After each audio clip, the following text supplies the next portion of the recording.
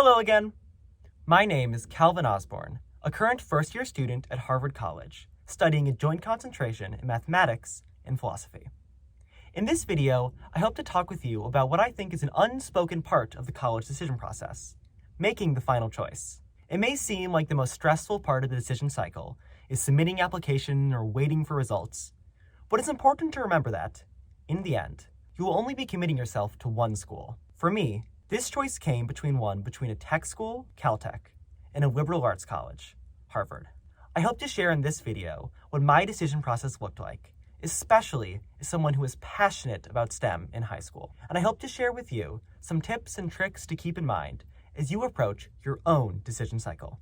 Before we begin, let's look at a roadmap of some of the most important factors that influenced my college decision. Firstly, I think one of the things that ended up being the most important was the reputation of courses offered, especially in the mathematics and sciences. Major and concentration offerings also proved to be important, and I wanted some flexibility about what I could do and choose to study in college. The amount of extracurricular offerings and the size of the student body also served as an important factors that influenced my ultimate decision. But I think most importantly, and what I hope this video will help you understand, is the value of a liberal arts education, making you a well-rounded student, passionate about your eventual field of study. As some background about me, in high school, I could best be described as somebody passionate about STEM. I participated in 4 years of the math team and science Olympiad, eventually becoming captains of both by my senior year. I took AP Chemistry as a sophomore, AP Biology and AP Physics as a junior, and I had the incredible opportunity to take many post-AP academic offerings, a biochemistry research course for 2 years, and a study in nonlinear dynamics and chaos. I knew that in college, I wanted to go to study mathematics and the sciences. And what this did was made me idolize tech schools. I applied to many, notable ones being MIT and Caltech, and I really found myself passionate about going to a place where I could study mathematics and science to its fullest. In mid-March of my college application year, I was lucky to be accepted into Caltech, and I instantly fell in love with the school. There were many academic offerings that drew me to the place, notably of which included a strong connection to the Jet Propulsion Laboratories, and with it, NASA. As a child, I always wanted to be an astronaut, and it seemed incredibly exciting to go to a school that had such strong ties to places that could be successful internship or job opportunities. In addition to this, and on the topic of internships, there was an incredible SURF program, a 10-week-long summer program in which students are tasked with finding a faculty mentor to sponsor the work that they do. There was a grant of approximately $7,000 are offered, and it was a place for you to experience a research opportunity anywhere across the country. It seemed like an exceptional place. In addition to its infamously strong science and mathematics curriculums, it was a place that I could see myself going for the next 4 years. There were other things, though, that drew me to the school. I was lucky where I could walk onto the college swim team, an extracurricular that I had been doing for over the last decade. It was exciting that this was a place where I could continue to pursue this passion of mine. In addition, there were fun housing aspects of the Caltech community. There are quirky 11 houses, seemed like small homes within the larger community. And I was excited as well to be in a place that has just a residential aspect. Caltech was somewhere where I truly can envision myself going, and I couldn't imagine myself having gone anywhere elsewhere deep into the next month. This all changed, however, in April of that year when I opened my Harvard decision, and I felt my world turn upside down. For the last 4 years, I had envisioned myself attending a tech school, and so what I had to do over the last month was deconstruct those biases that I had built about the liberal arts curriculum. The first thing that I realized was that a liberal arts community can still have incredibly strong offerings in science and the mathematics. In particular, classes like Math 55 at Harvard, studies in algebra and group theory in the fall, and studies in real and complex analysis in the spring. The class is world-renowned, infamous for its incredible academic rigor, but also for the opportunities that it grants students only after a year of study. It's a tight-knit community of people who are passionate about mathematics, a class I was lucky to take in the fall and enroll with now in the spring. Similarly, classes like Physics 16, the Advanced Introduction to Mechanics and Relativity, another incredibly tight-knit community of students who are passionate about physics. With weekly Wednesday physics nights and a professor who attends them all, closely working with his students on PSETs and lectures, it was an incredible space to learn physics around people who are passionate about the subject, something that I worried I would only be able to truly feel at a tech school. There were also incredible opportunities that extended outside of the classroom. The prize program, similar to the respective SURF one at Caltech, was a very similar research program for the summer, another approximately 10-week-long program matching you with a faculty mentor and providing student funding. Small notable differences include the fact that the Harvard program had to happen on campus. But, holistically, they were very similar experiences and would allow me, as a very young student in college, to experience some incredible academic research chances. There also was the unique chance at Harvard to pursue a joint concentration, the double major, in both mathematics and physics. At Caltech, especially with the physics program, the rigor and depth required to receive the major made it impossible to study it with another field. At Harvard, this was different, allowing you enough chances to take elective and substitute other courses, where studying a joint concentration in math and physics was not just something possible, but something done on the regular. Going into college with both of these fields that I was incredibly passionate about, this was an experience that was very integral to swaying my decision towards Harvard. However, one of the most important factors that should have had more of an influence in my college application process, and something that I only realize now that I am at college, is that there are other crucial aspects to a liberal arts curriculum. Well, to me, the liberal arts is defined by a commitment to exploring the broad array of academic and extracurricular opportunities that are out there. At Harvard, this comes in the forms of many graduation requirements. Distribution requirements in the natural sciences, social sciences, and humanities, 4 gen eds across various distributions of classes, a 2-year language requirement in any field, a quantitative reasoning requirement, an expository writing requirement, and the list goes on. While at times this may look overbearing, what this allows you to do is explore a broad array of academic opportunities, finding classes that might surprise you, some that might not, but finding chances to take classes you would never have done otherwise. The point of liberal arts education is to be confident by the time that you have graduated that you have settled on a field that you are truly passionate about. In high school, I always had a passive interest in the humanities. The sophomore year, I wrote a poem for a school's poetry slam that I ended up winning. I participated in Model UN for 3 years and eventually became captain, and loved the public speaking and writing aspect of the field. One thing that I think is important to recognize, though, about the high school curriculum is that humanities are grossly underdeveloped. Sciences are so easy to track progress of, with a swath of APs and higher level courses that follow this very sequential nature. The humanities, in contrast, is a broad field, allowing you to explore very niche topics in a broad array of experiences. In high school, this is something incredibly hard to replicate.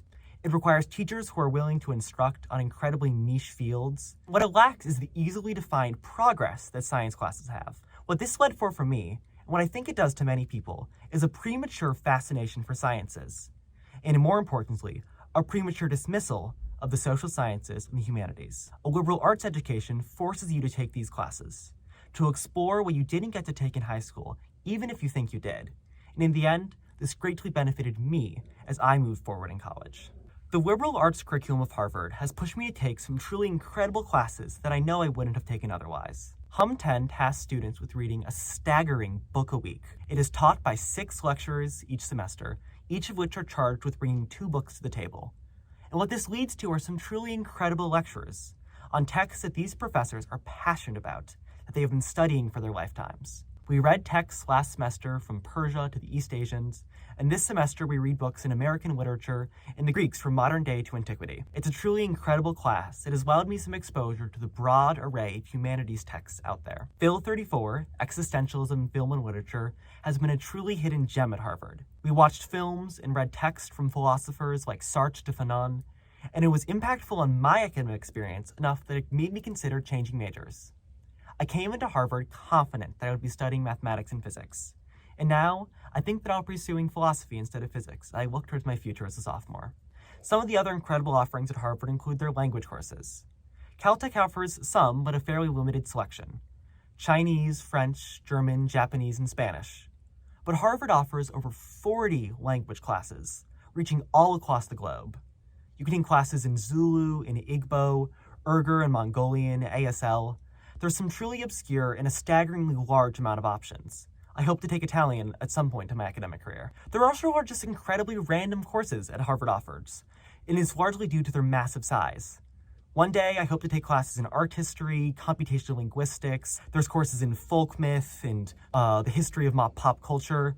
Harvard has a staggering array of courses in truly obscure fields, and it's a really unique experience to be able to take things that I wouldn't have done otherwise. There are other, though, non-academic reasons why Harvard spoke to me, as one significant aspect to this decision was Model United Nations. Here at Harvard, I participate in the Intercollegiate Model United Nations team. There also are the chances to go to staff internationally at some of the conferences we host. H1LA taking you to Latin America, as well as offerings in India and Dubai. Model United Nations wasn't a club that they offered at Caltech, and it's important to look at these things as you look towards your decisions. There also was a different sports culture at Harvard compared to Caltech.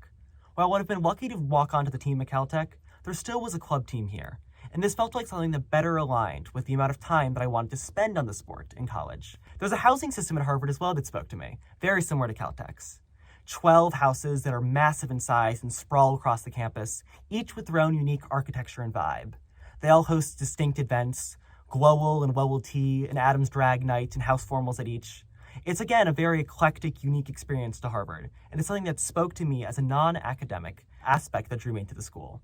These are just as important as many times as academic offerings, and doing your research on all of the social and extracurricular offerings the school has is most definitely worth your time. Something that is truly important to recognize is that I would have been happy at either of these schools. They both were incredible opportunities, and I'm sure that I would have loved the chance to take the science and math classes offered as Caltech, just as much as I have loved the opportunity to take some humanities classes at Harvard. But I think the important takeaway is not to rope yourself into a box too early. Stay open-minded and realize the fact that there is a lot out there left for you to discover, many classes to take, and maybe some subjects still to fall in love with. If you know truly that you love the hard sciences, that this is the passion that you want to pursue with your career, Caltech does have incredible STEM opportunities, and their courses exceed those at Harvard, especially in some subjects like chemistry and biology. It's a rigorous and engaging curriculum, and there is truly something unique and something special about the chance to take almost all STEM classes all 4 years. But I urge you, if you have any doubts, to really consider the values of a liberal arts education. I know that going into college, I was excited about only ever taking STEM classes, but here I am in the spring of my first year, taking over half of my class in the humanities, more than mine in STEM, and I could never have been happier. At Harvard, I've still gotten to take some incredible STEM opportunities, taking the supposed hardest math class in the world, but I've also gotten to fall in love with the humanities, just like I once did with STEM. I want to one day be a professor, and Caltech looks like an incredible place for me to go as a graduate student. But I'm glad that I made this choice, to pursue a liberal arts education as an undergrad, and to be a well-rounded student as I leave out for my graduate education. In recap, I hope that after hearing my decision, that you have a better understanding about the importance of a diverse academic experience, especially as an undergraduate. It is far too easy to rope yourself into a box about your academic interests. And in particular, it is far too easy to rope yourself as a STEM student prematurely without earnestly considering the values of taking some courses in humanities and the social sciences. A liberal arts curriculum allows you the flexibility and breadth to pursue a wide range of academic interests. And college is a place that will challenge you, but hopefully it should surprise you. I would never have guessed going into my undergraduate year that I would fall in love with the humanities just like I once did with the hard sciences. And if I had gone to a technical school that didn't bar me this flexibility, I earnestly don't know if I would have come to that conclusion. Think deeply about what you value in your college experience, and I implore you to consider some flexibility in your academic offerings. This is a time that can be truly transformative in shaping the course of your life. I promise that the amount of work out there for you, and for me, to discover is truly astounding. Thank you for watching this video, and I hope you learned something from me today. I'm excited to hear from you again and teach you something else on Linkstory.